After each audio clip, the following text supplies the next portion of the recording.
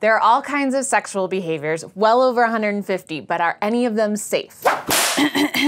This episode on Safer Sex is sponsored by Adam and Eve. When I first started sex educating, we would talk about safe sex. The idea was that if you used a condom or only had one partner and you were both STI free, then it was safe and you could go right on ahead with your sexy selves. But we were wrong. So we changed our language and message from safe sex to safer sex. This time to mean it's safer with a condom than without one, and it's safer knowing your status than not, but neither are completely safe. When the genitals come in contact with each other, mouths, anuses, toys, or miscellaneous shared objects, then there's risk. There are at least 5 viruses, 2 ectoparasites, and 1 bacterium that are transmitted skin to skin, meaning even without exchanging body fluids or penetration, these 8 infections pose a threat to your health. If you count everything that's transmitted sexually, the list is much larger. Donovanosis is more common in tropical areas like India, Guyana, and New Guinea. There are only about 100 cases a year in the US. It's a bacterial infection, so it's curable, but if you let it go, it, quote, slowly spreads and destroys genital tissue. Cytomegalovirus is one that you can't cure.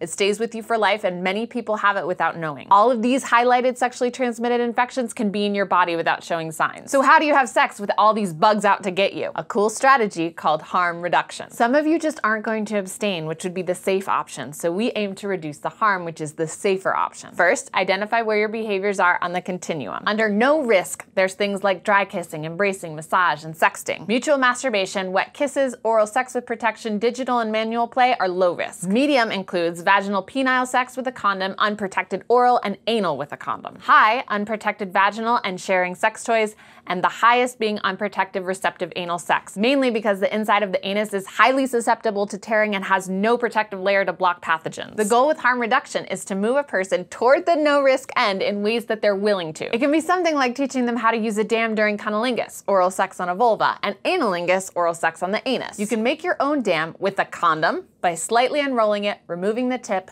cutting the band, then unrolling it. With non-microwavable cling wrap, or with a glove, by removing the middle to pinky fingers, cutting along the pinky, and then opening. Dams reduce the risk of face herpes from becoming genital herpes, and yeast infections in the vagina from becoming thrush in the mouth. Shifting someone from highest risk to high risk is even achievable. Add lube.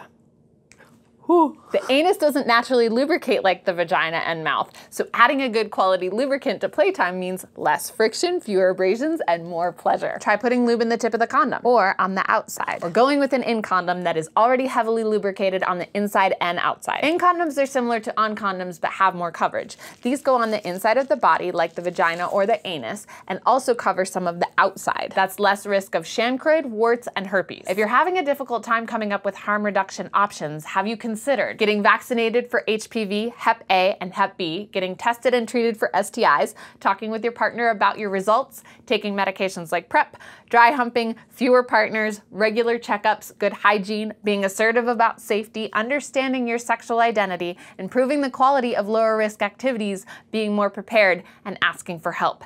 Ask a sex educator for help. A good sex educator is going to help you identify where you are on the spectrum and work with you to slide you this way. Adding pleasure, not taking it away. We want safer sex to feel amazing because that'll get you to do it again. Still don't believe me? Ask for harm reduction strategies in the comments and I'll leave you a response. I love problem-solving great sex with lower risk. I love safer sex. So does Adam and Eve. Their founder, Phil Harvey, started selling condoms by mail in 1969 as part of his master's thesis. It was so successful, Harvey began selling other sex-positive materials to customers, and there you have Adam and Eve. If you visit adamandeve.com, you'll find these condoms for safer sex with your toys, penises, to make into dams or blow up for entertainment, samplers, ribbed, their signature marathon pack, and my favorite. Promo code DOE will get you 50% off of any one item and free shipping in the US. Let this safer sex company know you appreciate their support of Sexplanations, and stay curious.